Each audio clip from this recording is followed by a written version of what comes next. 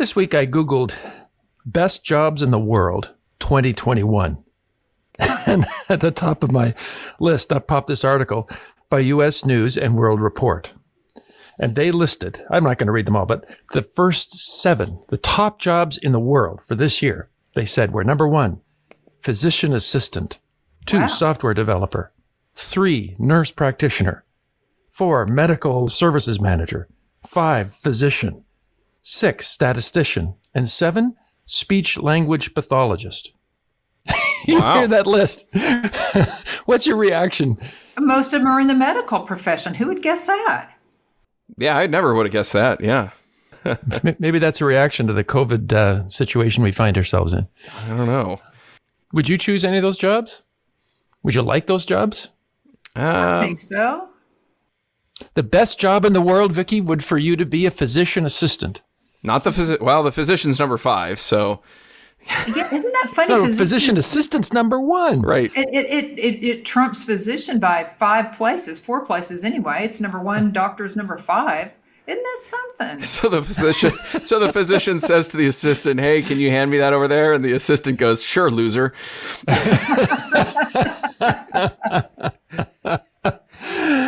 There's got to be, I'm not sure what all the criteria was, but there's got to be some subjectivity here. I mean, what would you think would be an ideal job? If you could pick anything other than what you're doing, what would it be? As a kid, wouldn't you think movie star, football hero? Oh gosh, help me out here, Nathan. Yeah, like cowboy. None of these would make it. Like an author, a poet, maybe someone who either does sculptures or works with art. Musician, although I have too many musicians friends and I know how hard it is, but still, in my pipe dream, I think that's if you're getting paid, right? Like, hey, great, work on the art that you're loving to make. Yeah, well, come on, Nathan, you're into these graphic novels. I think you want to be Batman. That's who you want to be. No, I'm more of a Superman guy, but. Well, let's talk about work a little bit. Let's outline what we know for certain about work. I mean, is work, regardless of the specific profession that we may prefer or prefer to avoid, is work good or bad? Well, good as we see it, good as God sees it. What do you mean by good? Is work an unfortunate part of the fall? Is it something that is evil that we can look forward to heaven because we'll no longer have to do that? Or is it good? No, is it a blessing of God? Well, I think it's good. It's off the top of my head, but when Adam and Eve were first formed, God gave them work to do, to name the animals, which tells me they had much better memories than I do. Yeah, no. Right, yeah, you're right. He gave work before the fall, before sin.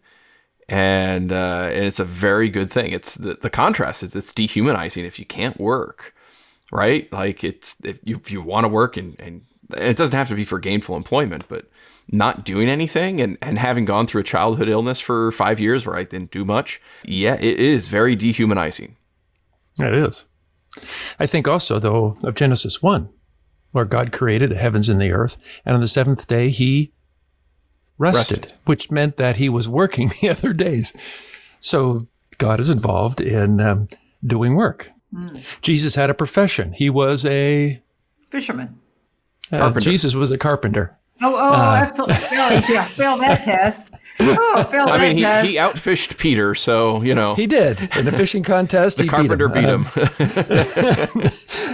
No question. That must have done much for his self-esteem, right? Like, man, the carpenter beat me. Carpenter beat him, yeah. And for those who think that heaven is some kind of celestial retirement party, Jesus makes clear in the parable of the minas that if we are faithful in stewarding the money that he's made available to us, if we bring a tenfold return, like the servant, we will be rewarded with what? Do you remember? You'll be in charge of cities. 10 cities. Yeah. If you only bring in fivefold, it's not quite as good. You get 5 cities.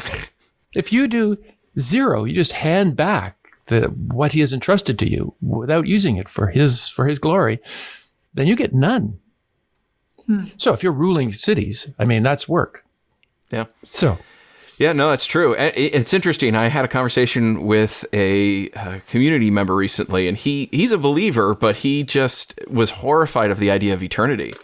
And just in his mind, you're just up there doing nothing. That doesn't seem right. But talking about the reality that there is work that we do in heaven and in the new heaven and new earth, that just like snapped him right out of whatever this absolute fear was. I don't know exactly what it'll look like, of course, but and also assuring him that yes, we will have work, but it won't be toilsome like it is here on earth. Right. Work in and of itself is a blessing, but it's made toilsome because of the fall and sin. Right. Started with weeds and expanded from there. Yeah. IT problems.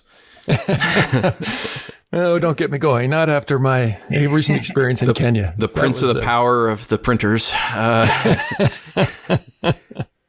Okay, so if work is good, are some professions better than others?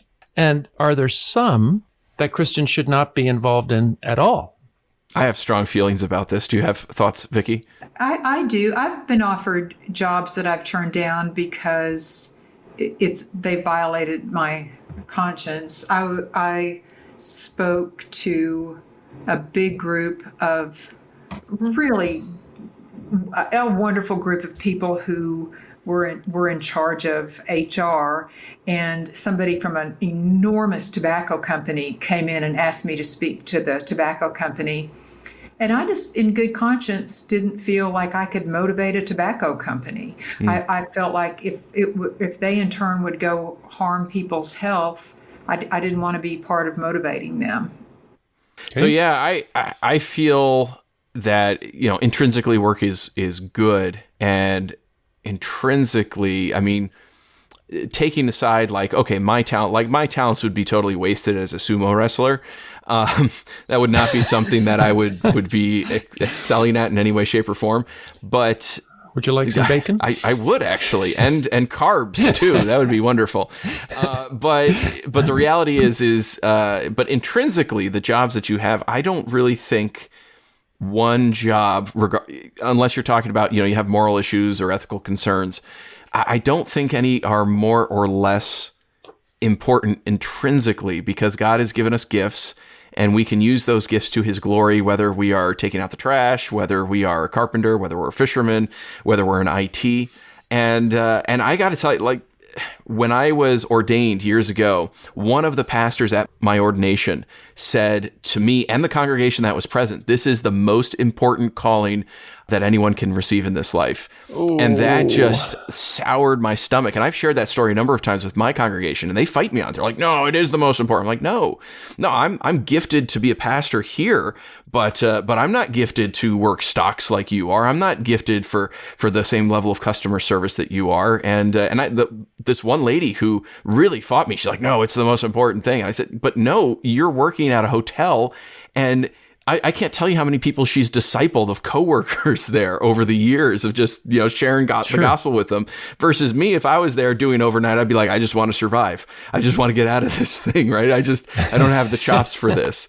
Isn't that great that she used her position to disciple people? That's great. Isn't that great? My dad used to think that all kinds of people should be ordained. People that worked in hotels, people that worked for the telephone company, people that worked in brokerage houses. If they were believers, they should be ordained and go out and use their gift to glorify the kingdom. Yeah. No, I agree. There are obviously some professions that people have that are out of bounds for Christians.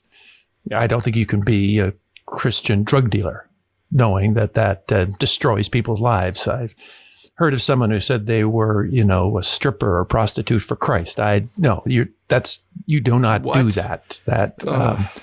If a profession involves sin, I think that's what you were wondering about when you were talking with that cigarette company, Vicki. Mm-hmm. If it is promoting that which is evil and wrong, I think we obviously have to say, no, we will not promote evil, and especially not blasphemously in the name of God. But so let me tell you, would you guys take a job as a bureaucrat in the U.S. government? If I was gifted for it, which I'm not, yes. I think I would, yeah. Would you be a bureaucrat for the German government? Oh, you get paid assuming you could speak You get German. paid well. Yeah, I would take that even if I'm not gifted for it. Okay. Would you work for the Chinese government? I would not. Would you work for the Russian government? No. North Vietnam? No. The question's why. So before you answer that, let me just point out that Joseph did. Ooh, ooh, ooh, ooh. How dare you, sir? Chose. Joseph chose voluntarily to work for an evil superpower. The Pharaoh was not a godly person, was not interested in promoting the God of Israel. He saw himself as a god. He practiced slavery, torture. I mean, you name it. He was off the charts in terms of brutality. And Joseph chose to work for the captain of the guard, right? When he worked in the prison system, he helped it run efficiently. And now he's second in command to Pharaoh himself. So you got to ask why, wouldn't you? Oh, yeah. Why would a person of unquestionable moral character, why would he choose to promote the work of Pharaoh? Well, let's pick that up in Genesis chapter 47 here, where we read in verse 13. Well, why don't you set the stage for us, Nathan? Okay, so Joseph, as Kent just mentioned, was made the second in command over all of Egypt. He was in charge of first saving up the food and then giving out food during a 7-year famine. In the midst of all of that, he was able to save his family, not the least of which were his wicked brothers, and reformed them through his God-given calling, and has been reconciled to them and brought his family to come live in Egypt. And so when we begin this passage in chapter 37, the famine has hit, right? Years of plenty are over, and now the famine hit. And we read in verse 13. I'll read that. It's at 47. I think you said 37. There was no food, however, in the whole region because the famine was severe. Joseph collected all the money that was to be found in Egypt and Canaan in payment for the grain they were buying, and he brought it to Pharaoh's palace. Wow. So he sold. People have no choice, right? Right. They didn't save during the years of plenty. They lived large. Maybe they bought boats and new houses and more mortgages. Who knows? But when the famine came, they had nothing. And they cried out, said, "Will you help us?" And Joseph said, "Yes, for a price." And he got all the money from the people of Egypt and Canaan and gave it to Pharaoh. That's not bad. Do you think Pharaoh was pleased with that? Absolutely. What a windfall. Was that good enough for him? Was he satisfied? Pharaoh? Yeah. To an extent, I'm sure he wanted more. Yeah, I think he wanted more. Right? What's rich? I just need a little bit of more money, right? Yeah, I mean, as I think I've said before, I think of Winnie the Pooh, when someone asked him, do you want more honey? And his answer was, is there any more? Yeah, I'll gladly take it if you have it. If you have it, I'll take it. So Joseph went on. That was first year. He took all their money. And then in verses 15 through 17, we read that he went on to stage 2. Vicki, what did he do? It said, when the money of the people, imagine all this money gone. When the money of the people of Egypt and Canaan was gone, Joseph said, then I will sell you food in exchange for your livestock, since your money is gone. So they brought their livestock to Joseph, and he gave them food in exchange for their horses, their sheep and their goats, their cattle and their donkeys. Whoa. Wow. So not only there were bank accounts empty, but everything they used, all their livestock, so all of their tractors, if you will, all of their granary equipment, all of their cars, all of their equipment, because that's what animals were, as well as their foodstuffs, because this was their source of protein. They lost everything to whom? Well, to Pharaoh. The enemy. Yeah. Ooh. Year 1 was a good year for Pharaoh. Year 2 was a good year for Pharaoh. So do you think he was satisfied? Probably not. There's always something else to get. And we read that about what Joseph did next Nathan, in verse 18 and following, what was the strategy for that year? It says, when that year was over, they came to him the following year and said, since our money is gone and our livestock belongs to you, there is nothing left except our bodies and our land. Buy us and our land in exchange for food, and we and our land will be in bondage to Pharaoh. So Joseph bought all the land in Egypt for Pharaoh, and Joseph reduced the people to servitude. Woo. So all the assets of Egypt and Canaan now belonged to Pharaoh. Wow. Yeah, like he wasn't powerful enough to begin with. Right. He has unlimited resources. He has totally consolidated his power. And then Joseph said, yeah, that's not good enough. I can do one better. What does he say he did in verse 26? Vicki? It says, so Joseph established it as a law concerning the land in Egypt, that a fifth of the produce belongs to Pharaoh. So there he was had everything, and then he wanted a fifth of everything they produced. in the future, forever. In fact, if you look at the text itself, you'll see that Moses, as he wrote this, said that the law is still in force today. So he not only got him all the money in the present, but guaranteed a huge stream of income in perpetuity. Wow. They'd like that on Shark Tank. Do you think Pharaoh was satisfied? This time, I don't think there's anything else he can get. He's got their past, he's got their present, and now he's got their future. There's nothing else. Right. There is no question that Joseph did an exemplary job in the service of Pharaoh, right? Right. No question. I mean, can you imagine what his job review would be at the end of all this? But why? Why did he do it? Was Egypt a God-fearing nation? No. Did it exemplify the moral character of Israel's God? Nope. So why would he work so hard for a nation like this? Well, I think we see a hint in the passage in verse 27, because right after all this tremendous income that Joseph was able to bring to Pharaoh, we read what? Verse 27 says what? Now the Israelites settled in Egypt in the region of Goshen. They acquired property there, and they were fruitful, and they increased greatly in number. So what was the side effect of all this work he did for Pharaoh? The side effect is the people of God flourished. They were allowed not only just to survive, but to grow in number. They're the covenant people of God. These are the ones that God made his covenant with Abraham, Isaac, and now Jacob. And because of Joseph's influence, he was able to leverage that for the good of God's people. He was so good at his job that everyone, even Pharaoh, listened to him. And in case you think I'm overstating this one verse, look with me just for a second, or let me just read for you in Exodus chapter 1. For there we read, the sons of Israel who went to Egypt with Jacob, each with his family, the Israelites were exceedingly fruitful. They multiplied greatly, increased in numbers, and became so numerous that the land was filled with them. So this also was written by Moses, just as Genesis was, and that echoes what we just read, correct? Right.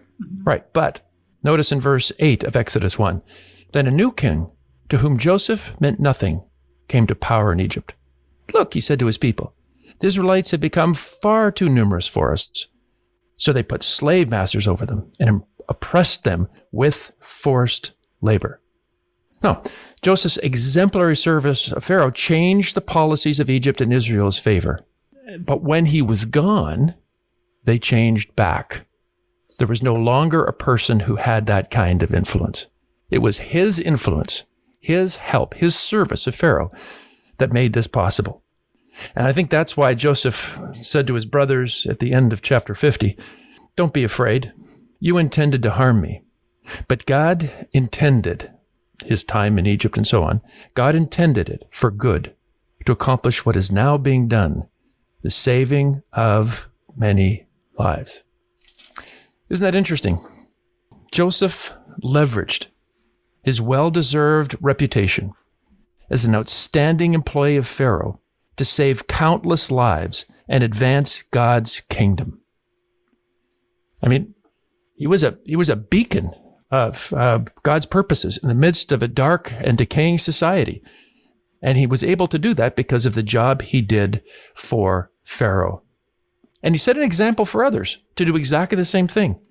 Who do you think later would read Moses' account and follow Joseph's example? Well, you've got the Israel exiles, so you have like Shadrach, Meshach, and Abednego, and Daniel himself. They were taken against their will, but they were serving in corrupt empires. Right. If you look at the book of Daniel, you'll see that Daniel and Shadrach, Meshach, and Abednego, like Joseph, voluntarily took positions of high influence in pagan governments. They rose to the top. In fact, if I can just summarize quickly, Daniel chapter 6, we read there that Daniel so distinguished himself among the administrators and satraps by his exceptional qualities. The king planned to set him over the whole kingdom. That caused others to launch a rebellion against him and tricked the king into praying, saying that anyone who prays to a god other than the king should be thrown into the den of lions. Well, of course, Daniel must have kept praying, and so the king had no choice. He had to throw Daniel into the den of lions. He did, and said as he, in the process of doing that, so, may your God, whom you continually serve, rescue you.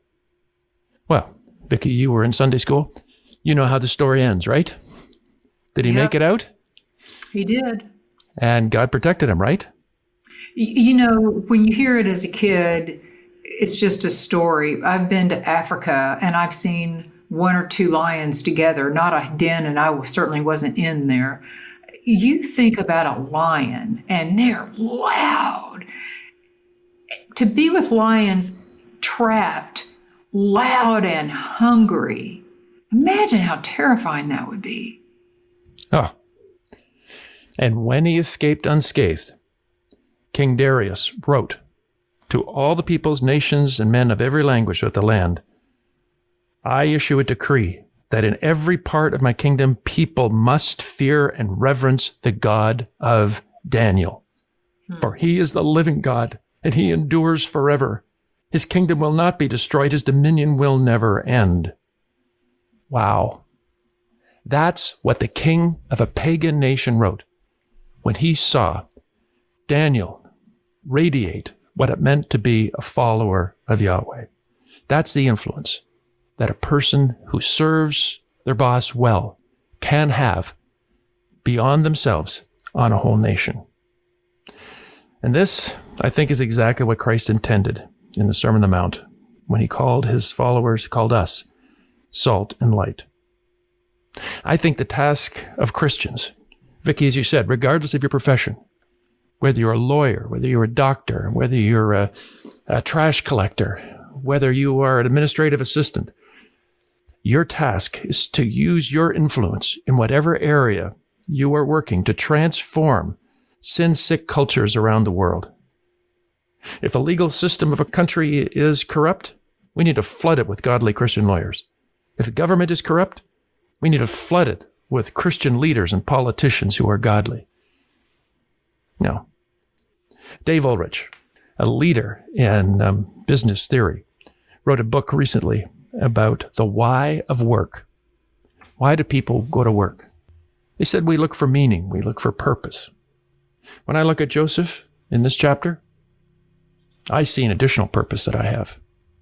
I have the opportunity when I go to work to so work with the excellence that only a servant of God can have, that I can be an example to others and gain the opportunity to have influence for Christ in the area in which I work. How should we serve our employers? Look, as I look at Joseph, I think we should work by so distinguishing ourselves in the workplace that our achievements allow us to advance the cause of Christ.